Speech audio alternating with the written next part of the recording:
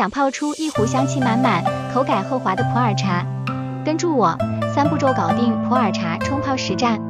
第1步，醒茶，拿出茶饼或5克左右的茶叶，先用95摄氏度热水快速洗茶一次，约3秒倒掉。这不是浪费，而是唤醒茶叶去杂味、开香气。第2步，注水技巧，冲泡时记得高冲提香，低注养胃。想要香气浓郁，就从高处注水；想喝顺滑口感，就低冲慢注。每次冲泡时间依次增加，第1泡10秒，第2泡15秒，第3泡20秒。第3步，掌握节奏，普洱能冲10几泡，但重点在稳，水温保持在90到95度，别忽冷忽热。用盖碗、紫砂壶都行，重点是控制节奏与心情。